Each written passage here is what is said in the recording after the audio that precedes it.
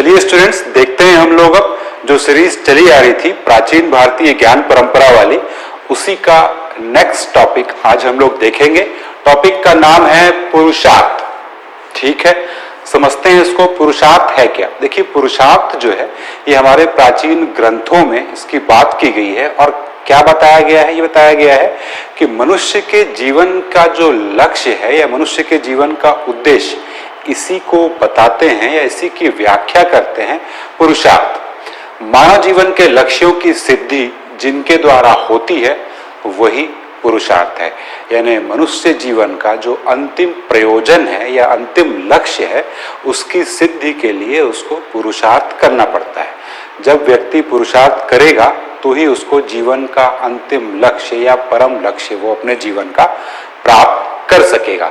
पुरुषार्थों की संख्या हमारे प्राचीन ग्रंथों में 4 बताई गई है: धर्म, अर्थ, काम और मोक्ष। ठीक है, इन चारों को सम्मिलित रूप से कहीं कहीं पे चतुर्वर्ग मिलेगा और या फिर पुरुषार्थ चतुष्टय। चतुष्टय समझ जाएंगे। ठीक, अब एक एक करके अपन चर्चा करते हैं। तो पहला या प्रथम पुरुषार्थ है, उसका नाम है धर्म। अब देखिए, धर्म को समझिएगा। यहाँ पे धर्म का मतलब कोई रिलीजन या पूजा पाठ, आडंबर, यज्ञ, हवन, इन सब की विधि या ये सब चीजें कुछ नहीं है। आपकी आस्था क्या है, किसमें है, मानते हैं भगवान को या नहीं मानते हैं, इससे मतलब नहीं है। ये जो धर्म है इसका सीधा सा मतलब है कि सही और गलत, उचित और अनुचित, न्याय और अन्याय।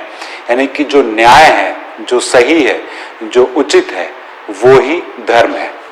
ठीक, तो धर्म क्या है? एक आचरण संहिता है जो मानव जीवन को प्रबंधित व व्यवस्थित करती है। कैसे व्यवस्थित कर रही है, कैसे प्रबंधित कर रही है? उचित और अनुचित का भेद बता के, सद्मार्ग पर चलने की प्रेरणा देके। ठीक है, यही चीज हो गई धर्म। यानी व्यक्ति को इस संसार में किस प्रकार के व्यवहार करने हैं और किस प्रकार के व्यवहार को निषिद्ध किया गया है कि ये इस तरह के व्यवहार नहीं करना चाहिए। यही चीज धर्म बता रहा है, वही मैंने आगे लिखा है। अगर व्यक्ति कोई धर्म पे चलेगा तो वो कैसा होगा? कर्तव्यों का अपने समुचित निर्वहन कर लेगा, अपने अधिकारों का न्यायपूर्ण प्रयोग करेगा।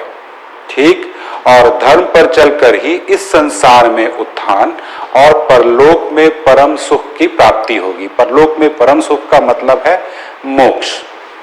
धर्म, अर्थ, काम, मोक्ष, यानी ये जो 4 पुरुषार्थ हैं, इसमें जो मोक्ष है वही व्यक्ति का अंतिम लक्ष्य है और परम लक्ष्य भी वही है और अंतिम लक्ष्य भी है। तो कोई व्यक्ति धर्म पर चलकर ही मोक्ष प्राप्त कर सकता है और न केवल मोक्ष प्राप्त करेगा, मोक्ष तो क्या है, मृत्यु के बाद ही प्राप्त होगा। और इस संसार में भी अगर वो अपना सुखमय, संतुष्टि वाला जीवन, एक अच्छा जीवन, सदाचारी जीवन जीना चाहता है तो उसको धर्म पर चलना चाहिए। ठीक, ये चीज हो गई। अब आगे देखिए, मनुस्मृति में धर्म के 4 स्रोत बताए गए हैं। कौन कौन से? वेद, स्मृति, सदाचार व आत्मतुष्टि। ठीक, वेद हम लोग जानते ही हैं, स्मृति भी हम लोग पढ़ चुके हैं, सदाचार जानते ही हैं, अच्छा आचरण करना, और आत्मतुष्टि यानी स्वयं की संतुष्टि। अब स्वयं की संतुष्टि का मतलब ये नहीं है कि मुझे जो अच्छा लग रहा है वही मैं करूंगा, ऐसा नहीं है। जो उचित है, और ये उचित आपको कौन बताएगी? आपकी अंतरात्मा। वही चीज है आत्मतुष्टि। यानी जब उस कार्य को करने के लिए आपकी अंतरात्मा से आवाज आएगी और बताएगी कि हाँ ये कार्य सही है, तो ही उसी को आत्मतुष्टि कहा गया है। ठीक, तो ये तो हो गया धर्म। अब आगे चलते हैं हम लोग अर्थ में। अर्थ का मतलब वही है, सीधा सा मतलब अर्थ का होता है संपत्ति, या सीधे मान ले धन, पैसा, धन दौलत। ठीक है, गाड़ी, बंगला, मकान, वो सारी चीजें जो है वो सबकी सब अर्थ में आएगी। अर्थव्यवस्था हम लोग पढ़ते हैं तो उसमें वही बात करते हैं ना, धन का प्रबंधन ही तो करते हैं। तो ये चीज अर्थ का जो सामान्य सा मतलब है वो है धन। अब देखिए, भौतिक सुख सुविधाओं व सांसारिक इच्छाओं के पूर्ति के साधन, जो भौतिक सुख सुविधाएं, सांसारिक इच्छाएं हैं, इनकी पूर्ति का साधन कौन है? धन ही तो है। पैसा ही अगर नहीं है तो हम ये ना सुख सुविधाएं होंगी ना सांसारिक इच्छाएं होंगी। इच्छाएं तो होंगी लेकिन उनकी पूर्ति नहीं हो पाएगी। ठीक है, अब अर्थ क्यों महत्वपूर्ण है? जैसे 4 पुरुषार्थ बताया है, जीवन के लक्ष्य है। अब इसमें अर्थ भी आ गया धन, जबकि हम लोग मानते हैं अरे धन तो यार अच्छा नहीं मानते हैं, कोई आदमी लालची है, फलाना है, ठिकाना है, वो लालची वालची वाली बात अलग हो गई। लेकिन अगर मनुष्य इस पृथ्वी में जन्म लिया है तो उसको अपना जीवन यापन करने के लिए, है ना, और सांसारिक बहुत से क्रियाकलाप है उसमें भागीदारी करने के लिए, धर्म कर्म के कार्य करने के लिए, यानी हर काम करने के लिए आपको धन की या अर्थ की जरूरत पड़ेगी ही पड़ेगी। तो इसलिए ये भी जरूरी है। वही चीज है जीवन यापन, सामाजिक कार्य, धर्म कर्म के कार्य के लिए अर्थ की आवश्यकता होगी ही होगी। अब अर्थ कितना महत्वपूर्ण है इसको देखिए, महाभारत में अर्थ को परम धर्म कह गया है। ठीक, महाभारत में क्या बोलने हैं अर्थ को कि ये परम धर्म है, सबसे पहला धर्म। और आगे लिखा गया है कि अर्थहीन व्यक्ति मृतक के समान है, जिसके पास पैसा नहीं है वो मरा हुआ है ना, जिसके पास धन है वही सुखी है, वही संपन्न है। कौटिल्य की अर्थशास्त्र पढ़ेंगे तो वो तो और थोड़ा आगे बढ़ गए हैं, वो बोले हैं कि जिसके पास अर्थ है वही पंडित है, वही ज्ञाता है और वही दर्शनीय है, वही वक्ता है, हर चीज, यानी कि जिसके पास धन है वो सब कुछ है, जिसके पास धन नहीं है वो कुछ नहीं है।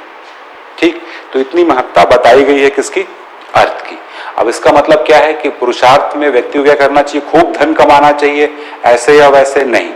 कैसे, धर्मोचित नियमों से ही अर्थार्जन करना है, तभी मोक्ष की प्राप्ति होगी। यानी धर्म के अनुसार, और धर्म तो देख पहले ही पढ़ चुके हैं हम लोग, धर्म क्या बोल रहा है, उचित बोल रहा है, न्यायपूर्ण बोल रहा है, सही।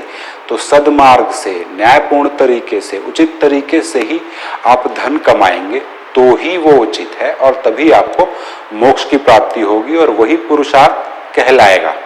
गलत रास्तों से अगर आप पैसा कमाते हैं तो उससे आपको मोक्ष नहीं मिलेगा और ना ही इस जीवन में आपका सुखी जीवन होगा, ऐसा शास्त्र कह रहे हैं पुराने। आजकल तो अपन देख रहे हैं कि जो धन कमा रहे हैं मौज कर रहे हैं, तो ठीक है मौज करने दीजिए, उनको कर रहे हैं तो मोक्ष नहीं मिलेगा उनको, ठीक है, मोक्ष मिलेगा अपने को जो अपन सही ढंग से काम कर रहे हैं। चलिए आगे बढ़ते हैं अपन।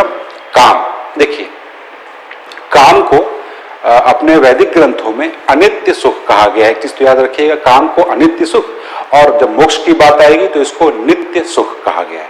काम का मतलब क्या है, व्यक्ति की समस्त इच्छाएं, जिसमें कि उसकी यौन इच्छाएं, भोग, वासना, ये सारी चीजें को इंक्लूड किया गया है।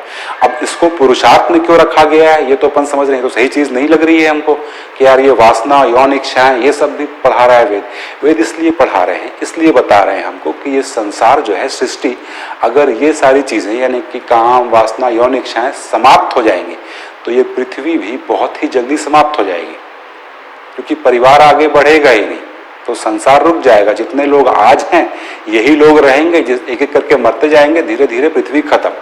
तो इसलिए ये जरूरी बताया गया है। ठीक है, इसके अलावा शारीरिक मानसिक संतुष्टि, परिवार व समाज का विकास काम से ही होगा। लेकिन अब इसका मतलब क्या, इसका मतलब ये है क्या कि लोग बिल्कुल अनियमित हो जाएं, निरंकुश हो जाएं अपनी काम इच्छाओं को पूरा करने के लिए, नहीं। यहाँ भी क्या है, यहाँ पे अंकुश कौन लगा रहा है, वही जो पहला मैंने बताया था, धर्म क्या है, आचरण संहिता है।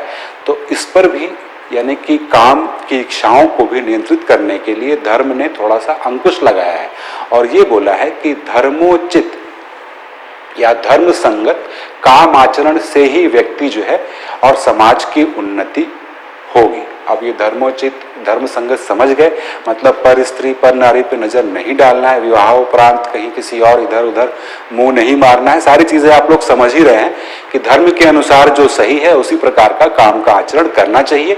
और काम का साधन देखिए, ये तक बताए हैं ये लोग कि काम का साधन अर्थ है, पैसे के बिना कुछ नहीं मिलेगा।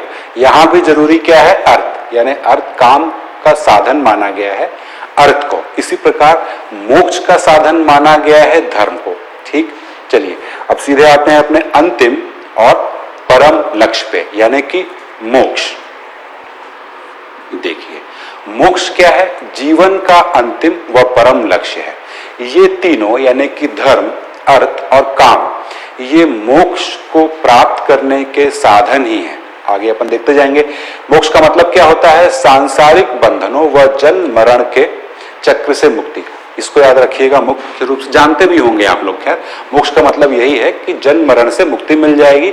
अब ये जो जन्म, मान लीजिए मोक्ष मिलने वाला है अगर मुझे, तो ये मेरा जो जन्म है ये अंतिम जन्म है ना। जैसे लोग बोलते हैं ना, आत्मा तो अजर अमर है और शरीर ही नश्वर है, यानी शरीर अगर मर भी जाता है तो इसके बाद मेरी आत्मा जिंदा रहेगी और फिर कुछ बन के आएगी, वो अगला इंसान बन के आए, कुत्ता बिल्ली, कोई छोटा सा जीव, चिड़िया उड़िया, कुछ भी, सांप वाप, कुछ भी बन के आ सकता है और ऐसी बदलती रहेगी अपनी योनि। तो इस चक्कर से मुक्ति जो होती है वही होती है मोक्ष की। एक बार शरीर खत्म हुआ और उसी के साथ आत्मा भी समाप्त हो गई। समाप्त होने का मतलब होता है आत्मा परमात्मा में विलीन हो गई। ठीक, तो मोक्ष का मतलब होता है आत्मा की मुक्ति, क्योंकि शरीर तो मुक्ति मिलती है हर किसी को, लेकिन आत्मा की मुक्ति कम लोगों को मिलती है। कैसे मिलेगी? देखिए, मानव के समस्त कर्तव्यों दायित्वों के निर्वहन, यानी जितने मनुष्य के कर्तव्य हैं इस सांसारिक लोक में, उन सभी का निर्वहन अगर मनुष्य ने कर लिया, धर्म अर्थ काम की पूर्णता और इसके साथ साथ ये तीन जो पुरुषार्थ हैं इनको भी पूर्ण कर लिया, इसके उपरांत व्यक्ति को मोक्ष प्राप्त हो जाएगा। ठीक, वही चीज जो बताया मैंने, धर्म अर्थ काम मोक्ष प्राप्ति के साधन है, यानी चार पुरुषार्थों में जो शुरू के तीन पुरुषार्थ हैं वो चौथे पुरुषार्थ के साधन है।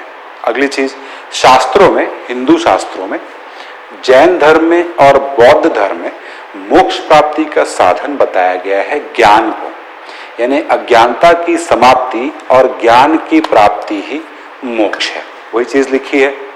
ठीक है, अज्ञानता से मुक्ति, ज्ञान की प्राप्ति से मोक्ष होगा। इसी प्रकार अब मोक्ष, ये ज्ञान की प्राप्ति होगी कैसे? तो जैन धर्म में बताए गए हैं तीन रत्न, त्रिरत्न जिनको बोला जाता है, और बौद्ध धर्म में अष्टांगिक मार्ग, ये आप लोग पढ़ेंगे डिटेल में आगे चल के। जैन धर्म का सम्यक ज्ञान, सम्यक दर्शन, सम्यक आचरण, इससे आपको ज्ञान प्राप्त होगा और इसी से मोक्ष हो जाएगा। इसी प्रकार बौद्ध धर्म में अष्टांगिक मार्ग बताए गए हैं जिससे व्यक्ति को ज्ञान की प्राप्ति होगी और अंततः मोक्ष को प्राप्त कर लेगा। यहाँ पे गीता जो है, तो गीता ने ज्ञान की अपेक्षा भक्ति के द्वारा मोक्ष प्राप्ति बताई गई है। ठीक है, भगवान श्री कृष्ण कहते हैं पार्थ से कि पार्थ सब कुछ छोड़ो, ज्यादा ज्ञानी मत बनो, मेरी शरण में आओ और सभी बंधनों से मुक्त हो जाओगे, मोक्ष प्राप्त कर लोगे। यहाँ वहां का ज्ञान मत दो और ना बहुत कोशिश करो, तुम अज्ञानी ही हो मनुष्य और अज्ञानी ही रहोगे। तो भक्ति क्या है? भक्ति का मार्ग जो है आसान, और भक्ति का मार्ग आसान भी लगता है मेरे को। ज्ञान प्राप्त करने के लिए तो 100 जन्म लग जाएंगे, पता नहीं ज्ञान चक्षु कब खुलते हैं व्यक्ति के, लेकिन भक्ति से आप आराम से मोक्ष की प्राप्ति कर लेंगे। मोक्ष को नित्य सुख कहा गया है, पहले ही बता चुका हूं। काम को अनित्य सुख, मोक्ष को नित्य सुख, और मोक्ष प्राप्ति का साधन भी आपको बता दिया कि मोक्ष प्राप्ति का साधन धर्म है। इसी प्रकार काम, पुरुषार्थ की प्राप्ति का साधन अर्थ है। तो ये था स्टूडेंट आपका टॉपिक पुरुषार्थ। इसमें एक खास चीज और देखेंगे कि क्वेश्चन कैसे बनेंगे, ये थोड़ा देख लेंगे कि जैसे तीन पुरुषार्थ, चार पुरुषार्थ हैं, तो इसमें अंतिम और परम लक्ष्य क्या है, तो आप बता देंगे कि मोक्ष है। चार पुरुषार्थों में आचरण संहिता किसको बोला जाता है, तो आप बताएंगे कि धर्म को। नित्य या अनित्य सुख किसको बोला गया है, तो आप ये बता देंगे। फिर मोक्ष प्राप्ति के जो साधन है, गीता में अलग है, जैन धर्म में, बौद्ध धर्म में, ये सारी चीजें भी इसमें आ जाएंगी। ठीक है, और कुल मिला के छोटी मोटी चीजें हैं, ध्यान से कर लेंगे तो चीजें आसान हो जाएंगी और आप लोग का काम बन जाएगा। ठीक।